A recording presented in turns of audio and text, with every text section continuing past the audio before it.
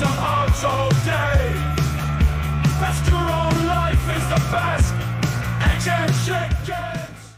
Alright, so the ranch is back, and today I figured we'd do a quick little video on rifle operating systems and which is the best for you, and a little bit about their differences and different quirks that they have. I would, now on the short stroke piston example I have here, my handguard kind of is a pain to remove the gas plug from, because I have to take the handguard off and it's Loctited down onto the nut. I have an Underworld Arms rail system on the AUG, and it makes getting the gas regulator out kind of a pain in the ass. So I didn't get the little piston and the spring but just imagine there's a small piston here with some gas rings on it and a coil spring, braided coil spring, which is pretty neat to return it.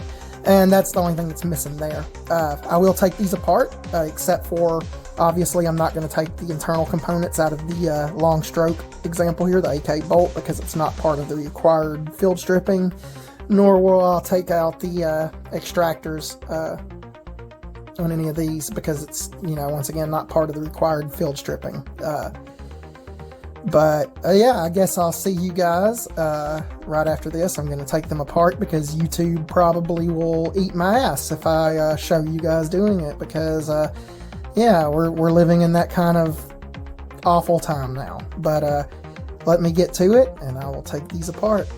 So we got them disassembled as far as I want to go anyways, and we can look at the cool features the AUG has with its short stroke system. It features something called pre-engagement, which is this device. It also supports the firing pin in the back. So this plastic piece just does that. That's all it does. But the real cool thing is this piece of sheet metal that's machined to basically handle pre-engagement. So it forcibly keeps these lugs arranged to where they lock into the trunnion in the aluminum cast receiver, the steel trunnion, correctly.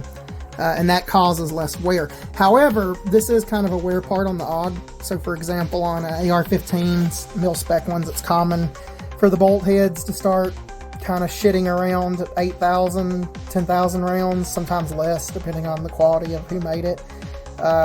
This is about the same lifespan, so you're looking at about 8 to 10,000 rounds, and then you have to replace this, but that's not really a big deal. They're like $100, so about like a bolt head. The firing pins, this is a spring-loaded. It's very interesting. It's got a anti-rotation system that's made out of plastic on the back of the bolt, and that just controls the rotation of the firing pin, which is, something the earlier AUGs, I believe the A1s, did not have that. Now, the neat thing about this system, especially the short stroke, and why I do like it a lot, and I think it's going to be the optimum system going forward, and you can see that on guns like the AUG or the SCAR or the which I don't really like it, but the new SIG Spear, same operating system. These are all AR-18s, and I think the world has realized this is kind of the best of both worlds. It does some stuff that's not great, but it doesn't do anything that's awful, so it's kind of low-locked. It's a balanced system, and I agree. I think it's kind of the way of the future, perhaps. Nothing wrong with these two systems, but this is what you're seeing more stuff made with now, is this kind of system. The AR-18, essentially, short stroke. Basically, you have your Johnson Stoner type bolt head. So, but these are like a little bit thicker and longer, I believe, than AR-15 locking lugs. Man, this is dirty. I need to clean this gun. Holy crap. I shot it about 300 rounds the other day and didn't clean it. Good old PMC. All kinds of crap jammed in the bolt face there. But yeah, the AR-18 system, so basically Johnson Stoner type multi-lug rotating bolt. I mean, you can honestly go back as far as the Fosbury shotgun, like the 1880s, it had this style of bolt. It's a lot bigger, but essentially the same kind of multi-lug bolt. But this system's very well trusted and liked. A lot of guns use it. The FB Radom Grot is going to use it. The CZ Bren 805 and Bren 2 and Bren 3 all use it. The Scar uses it. The G36 uses it. The SIG Spear and all the SIG weird friggin' AR-18s and Side 15s use it. Like the MCX, I believe. Yeah. The F2000, FS2000 uses this system. Really, a whole lot of guns have used the AR-18 system internally, and there's a reason why. It's a good system. Arthur Miller designed a really pretty good gun with the AR-18. Another reason this system is superior is usually it's running on some kind of rails like this. The AUG runs on these. It's pistons essentially. There's springs inside of them, and these control how the bolt interacts with the receiver. So you essentially don't have to have a buffer or anything controlling the back of the bolt. You don't even have to have a good like receiver material on the back of the bolt. Or like, for example, the AUG's just plastic, reinforced nylon back there, and the AR-18 is just a stamped piece of steel tubing. There's nothing really important going on back there because it doesn't need, because it's on the guide rods in the 18 and kind of on guide rods here, it doesn't need a buffer to control the bolt or control the carrier. It's going to ride on its rods essentially. And that's also a superior system because you can really make the upper receiver, the receiver out of anything. And you don't really have to worry about it doing any like metal on metal controlling of the bolt carrier or anything like that. Which is another reason it seems like designers really love this system. Now, if we go over to the Stoner type direct impingement system, there's less components. Or actually, let's see, if you count that as one component, the bolt locking, they're about the same, really. But you got your cotter pin, your firing pin, your cam pin, and your bolt head. And you got your internal kind of piston system going on with your gas rings and this little tail that seals. So effectively what's happening is gas is going to, this is not a true direct impingement system. A lot of people will argue it is, but it really isn't. I mean, it does use direct impinged gas to operate, but however, it's kind of acting, the bolt itself wants to kind of act like a piston, but it delays the carrier opening because the bolt's locked and the carrier's going to be pushed back by the gas on the gas rings, kind of acting like a internal piston essentially. And that's how it's gonna function. That's why this tolerance on the back of the bolt tail essentially is very important for sealing the system and making sure there's an optimum amount of gas. Staggering your rings doesn't really matter. If you listen to the School of the American Rifle guy, he'll tell you why. They're eventually gonna all line up anyways if you shoot the gun enough. But yeah, this portion back here is very important for the gun working correctly. If this is not machined right, your gun's not gonna work right. The cam pins are another kind of a wear part. These usually break like around 10,000 rounds too, but they're cheap, so it doesn't matter really. Firing pins, of course, are a wear part on both of these guns. But the internal gas piston system, essentially the Stoner gas system, it's very good. It gets kind of a bad rap early on because it was using powders it wasn't designed to be used with, and it caused increase in pressures and fouling and all kinds of other crap that made the gun run less efficiently. And that's where its unreliability comes from. However, this system doesn't seem to do as well in really cold conditions as the other two, and that's perhaps why you see the short stroke more now.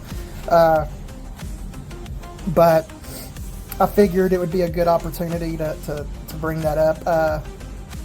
You gotta like watch the Grand Thumb ice test.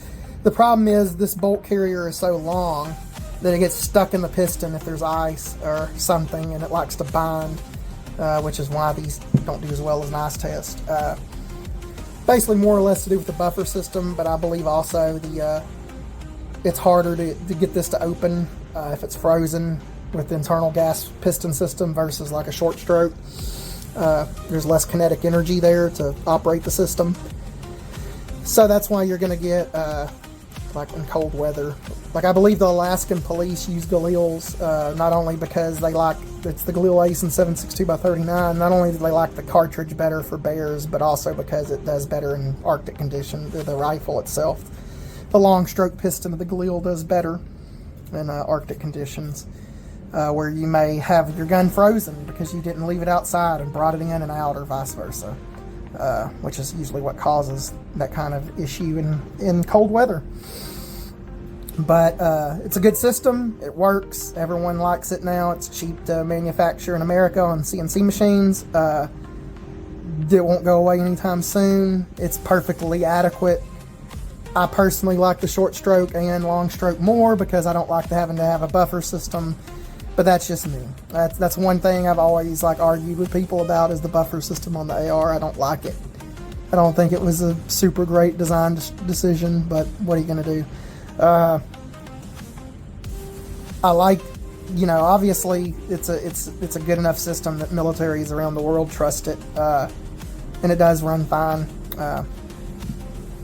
Now the Longstroke system does have some issues, but it is an overall very old and well-tested system. Most of your World War II, light machine guns like the Bren, are Longstroke operated. The M1 Grand is Longstroke. There's a lot of guns. I believe, the bar is Longstroke too. A lot of guns are Longstroke gas piston operated. As you can see the nice piston head there. This system is super reliable in ice. That's the best thing. There's so much kinetic energy in this system, it just breaks ice. Mud, however, it kind of, because it's a loose system, it doesn't like mud as much. Sand it's fine in usually, and dirt. Just don't drop it in mud pits, which is the only weakness of this system. That and the fact that you're going to get more vibrations, because if you notice, there's a lot of unbalanced mass here. And with this system, you're just going to get some vibrations no matter what you do. That's going to deter accuracy a little bit. You can get long-stroke piston guns to be very accurate. There was M1D Grands that were modified to be more accurate, and then you can see, for example, the Military Arms channel, Definitive Arms Vepr, that was accuracy to be 1 MOA or less. You can make this system very accurate. However, generally it's not as accurate as the other two.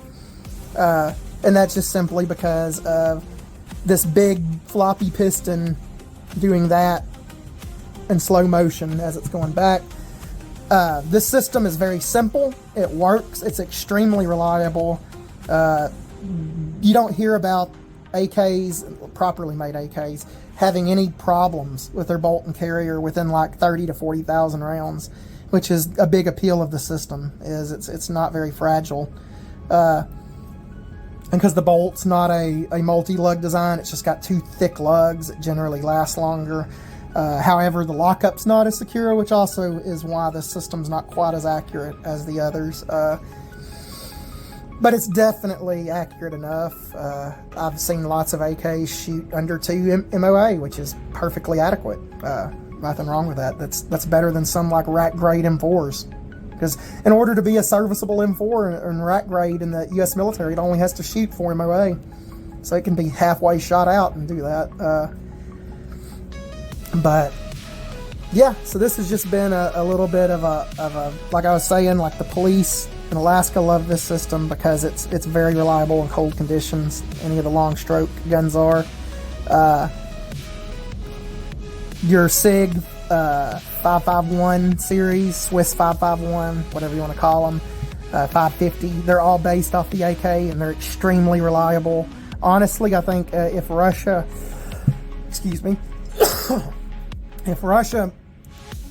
wasn't penny pinching tightwads, they would the AK-12 project would have ended up looking a lot like a SIG 551, essentially modernized with the monolithic rail and maybe modular handguards that could go to a grenade launcher and something like that. But it's essentially that Swiss gun is as far as the AK system, the apex of it. because internally it is an AK. Just the charging handles locks the piston to the bolt carrier usually. That's the only real difference. Otherwise, it's very similar. It even has the wedge on the back of the bolt carrier to interact with the hammer, which is funny. But yeah, probably I like the short stroke a lot. I also like the long stroke. Nothing wrong with the direct impingement, or not really direct impingement, but stoner internal system. A real direct impingement gun would be something like the Swedish AG-42 Jungmann, or the Egyptian Rashid or Hakim rifles, the French MAS, I believe it's the 42 and 49, might be both. Not sure about the designation, but I do know it is a completely direct impingement rifle. All these guns vent gas directly into the carrier, and it just pushes against the carrier, which unlocks the bolt. So not as complex, or probably not as reliable as the internal stoner system, where it actually uses gas to physically move parts inside the bolt, and that makes the bolt kind of act like a piston. But yeah, that's all there is to it. I'll reassemble these and leave you on your way. Just a quick little 15-minute video on operating systems for which your rifle. Honestly, it depends which one's right for you. It really depends on what your use is, where you're living, where you're expecting to shoot these guns, what you want to do with it. Are you shooting probably 1,000-round competition or 1,000-yard competition matches? Then probably the direct impingement system is going to be more accurate than these other two. But if you're, I don't know, defending against Sasquatch in a tundra, and it's negative 30 degrees, maybe you want a long stroke gun. Or you're in the desert and there's nasty sand blowing everywhere and crap everywhere, maybe you want a short stroke gun. So it's really up to what your needs are.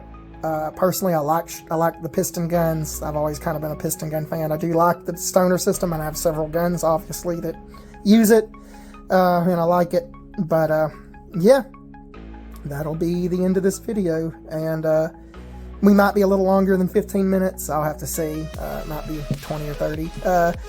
But yeah, I'll let you guys go, and this has been another Skinwalker Hidden Valley Ranch.